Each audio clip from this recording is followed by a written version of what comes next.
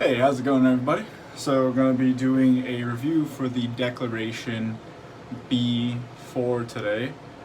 This is my B4, not in a Declaration handle. This was turned by Wild West Brushworks, and the pour was made by Deranged Donkey. This is actually my very first hybrid slash Deranged Donkey brush, so really cool, and it's got a 28 millimeter B4 knot in here. So just get going. Soap I am using is London from the club. As you can see right there, Earl Grey and Black Currant.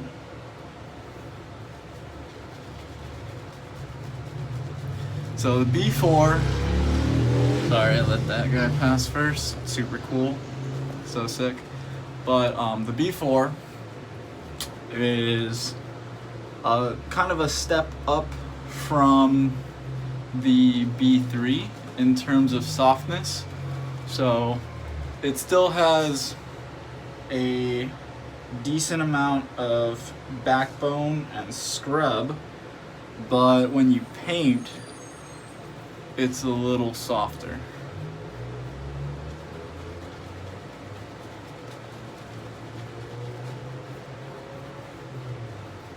The density is also a little bit higher on this knot.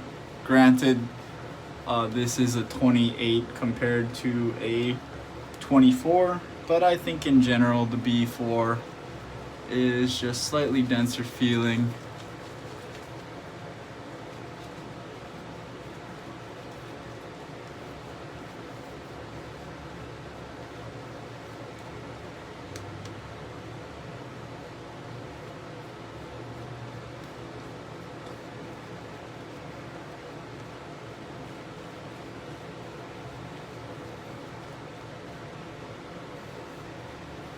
Flow through is pretty nice, as you can see, although I do load heavy, and just suggest that you load heavy anytime you use a Badger brush in general, as they do tend to hold on to lather a little bit more than a synthetic brush.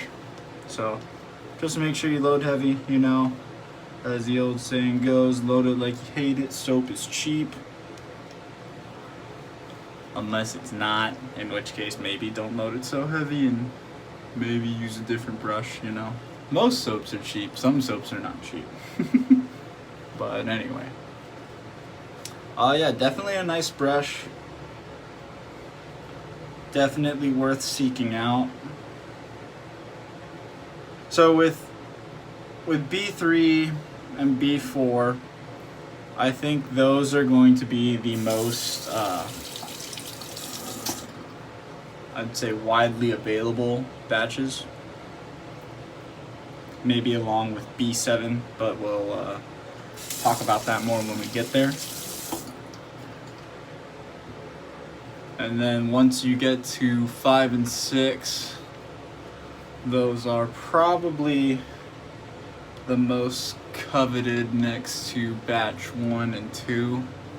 I do have my B1, and I can do a review on it, like an actual review such as this, but I hate to say it, but the chances of getting a B1 are very slim. Like I am very, very lucky to have gotten my B1. This looks pretty good, maybe just a little more water. And had it not been for a good friend of mine letting it go, I doubt I'd ever have one. So I can review the B1 if you'd like to see it, or like to hear about it. I have shown it on the channel already, but if you'd like to hear like a actual review talking about the qualities, then I can do it. But as I said, likeliness that a B1 will be for sale or anything is very, very slim. So clean that off one more time.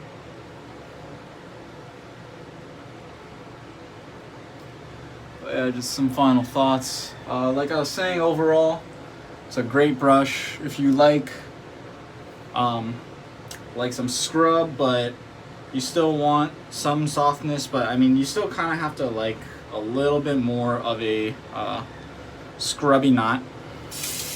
But if you don't mind some scrub, then this is a great brush for you.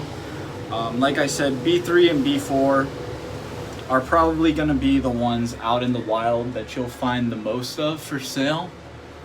So if you're really jonesing for a declaration, you want to see what all the hype is about, definitely try one out.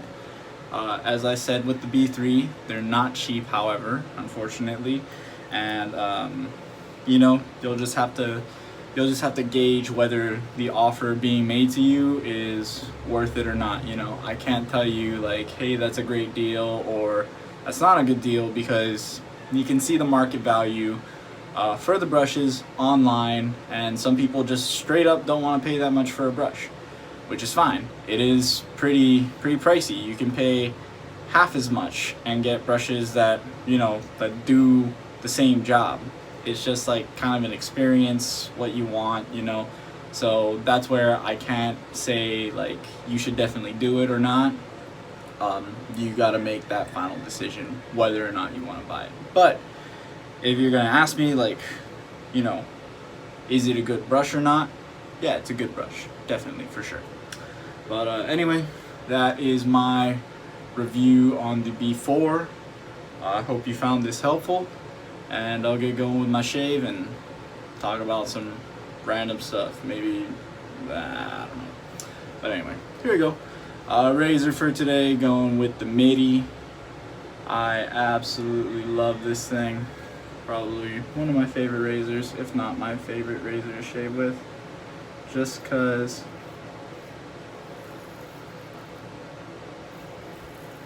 so maneuverable.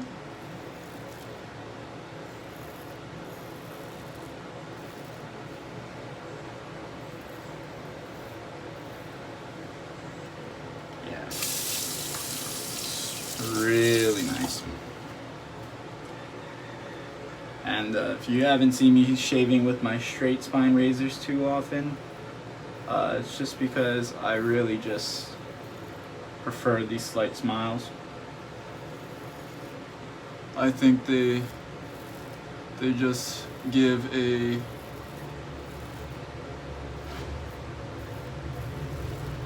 superior shave, just in my opinion,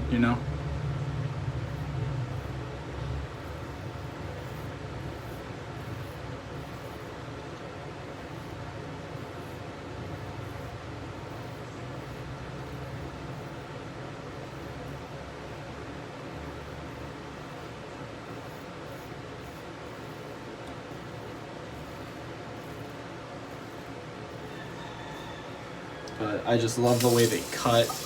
I feel like that slight smile kind of aids to more of that like slicing motion, as opposed to just kind of going straight. It's more of that, that slice, like they tell you to do when you're cooking.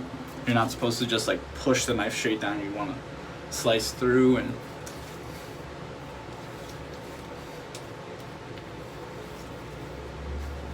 at least that's what I feel that the that slight smile does, especially on the preceding passes. The with the grain, for me, with the grain passes just suck.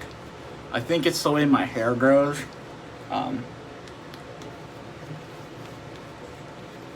The way my hair grows, it lies relatively flat on my face, and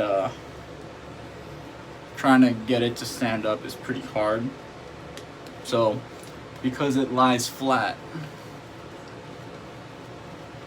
when I go with the grain, it's not really doing all too much. Like I could never get away with a one pass shave, even with like the sharpest of edges. I've never really been able to say like, yeah, I could be done right here. I don't look like I shaved really. So that's just the way my hair grows. The next two, so the cross grain and the against the grain passes, are where most of the work really gets done for me.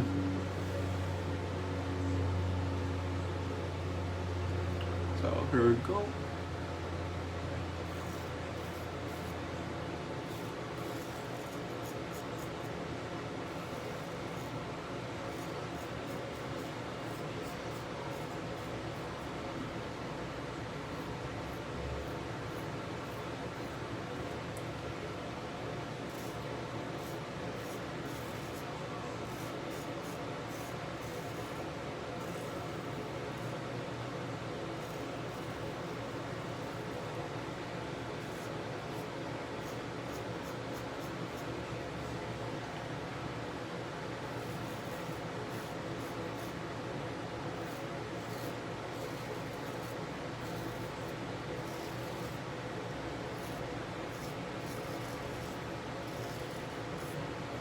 So the fitness talks seem to be pretty positive for the most part. Like, everybody seemed to enjoy that. So I guess I'll just talk about that a little bit more. Just maybe, like, I don't know, my goals. Just trying to get kind of back into it right now. Get a little bit stronger. Definitely trying to lean down most of all, though, which are two kind of opposite goals, but.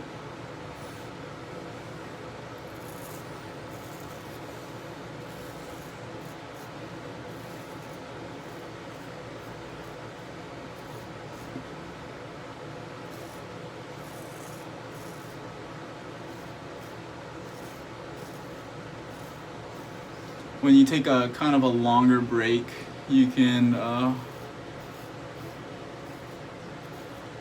kind of get some what's called like beginner gains.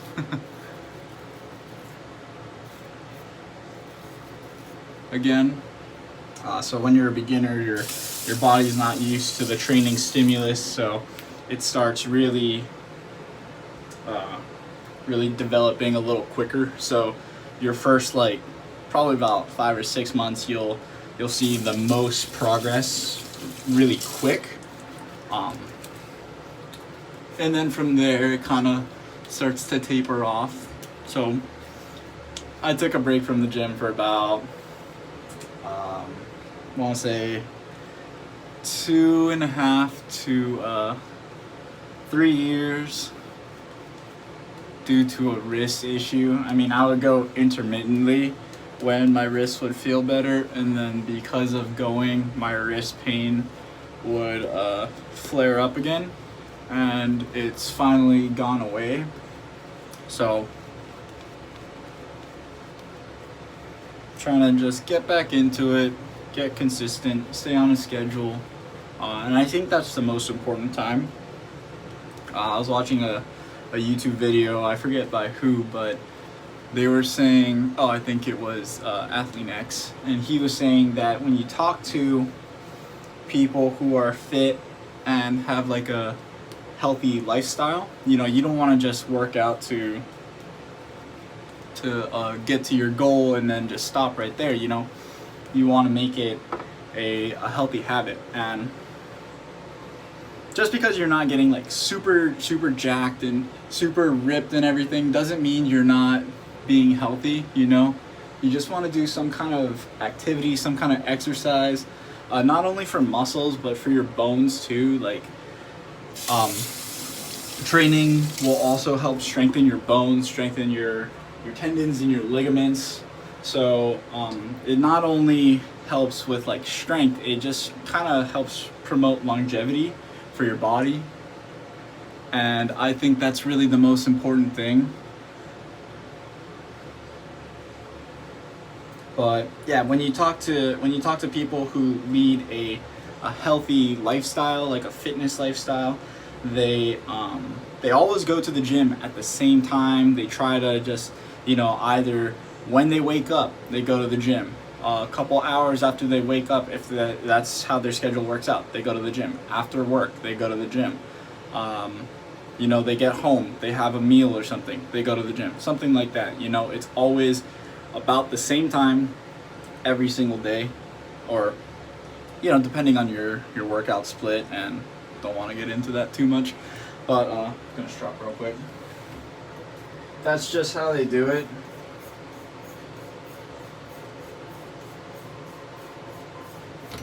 And that's the way I try to do it too, like maybe 30 to 45 minutes after I wake up. Try to leave the house and get to the gym.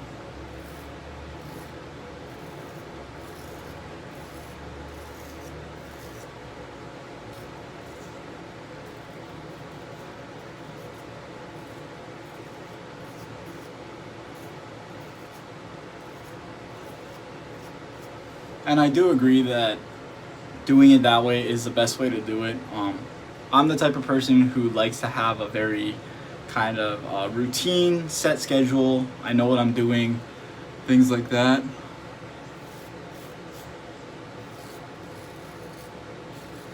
I like to plan things out.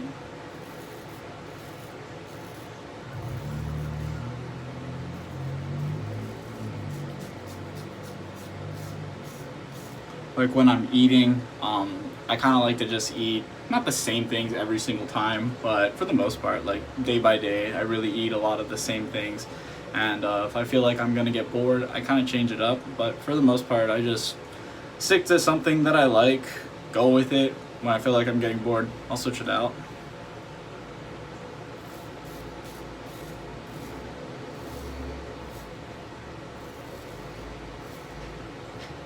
You know, nothing is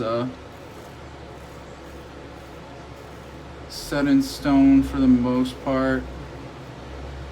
Like with food, you don't just have to eat like chicken breast, broccoli, and brown rice or whatever, you know.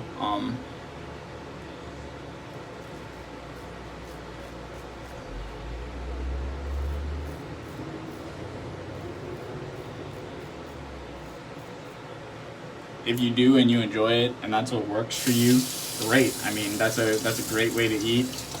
I am a big fan of clean eating.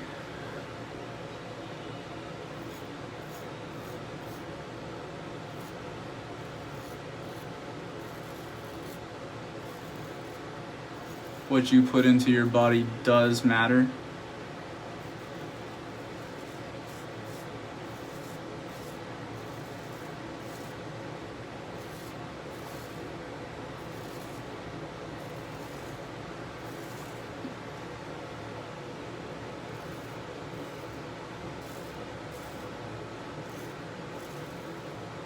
So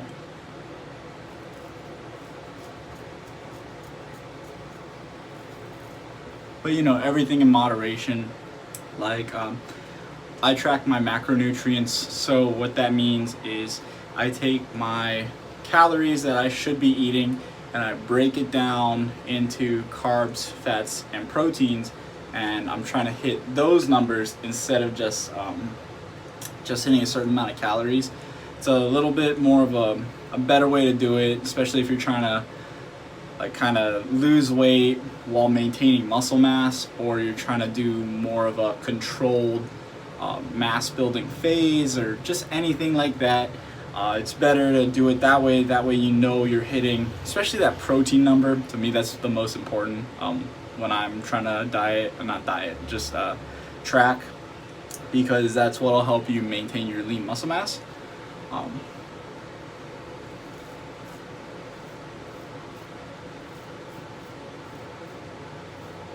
And there are tons of great apps to help you do that. I use MyFitnessPal, and buddy Carl Kiefer also uses MyFitnessPal. I think it's a great app. I chose to go for the premium version. You don't have to. I just wanted the benefits of having the premium, but if you just use the free app, it works perfectly fine.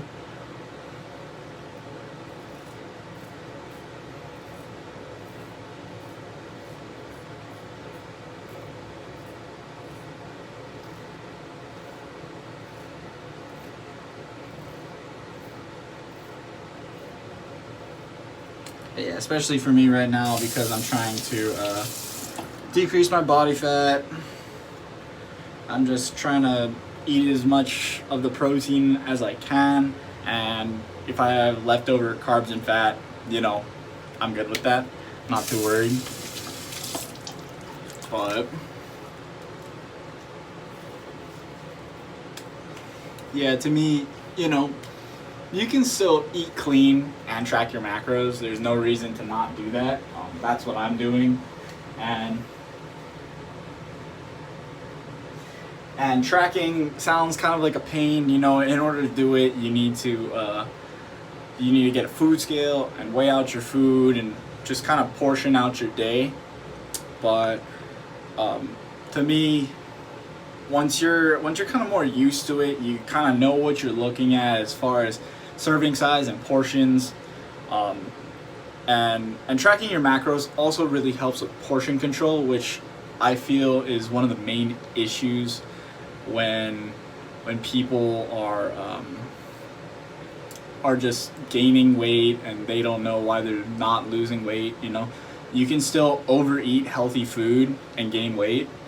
So I feel like tracking just helps you understand portion control, understand how much you should be eating, what one portion is, and it's just overall just beneficial.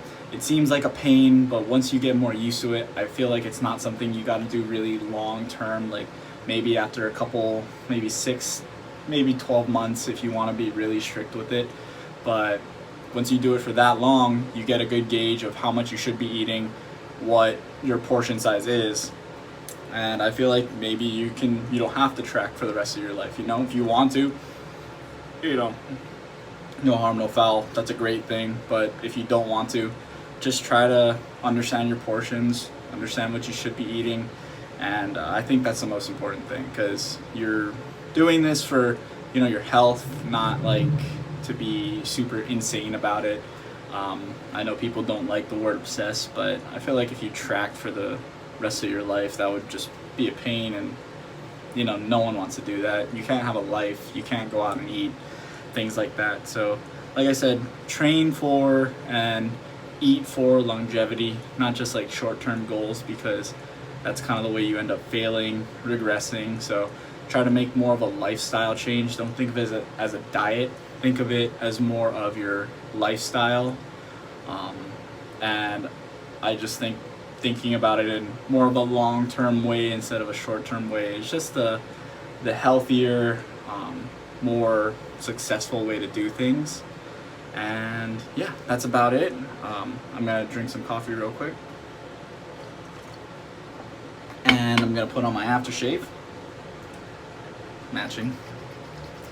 And I apologize for the super long rant for anybody staying till the end, but if you stayed and listened, I just hope that you can take something away from it. Even if it's something small.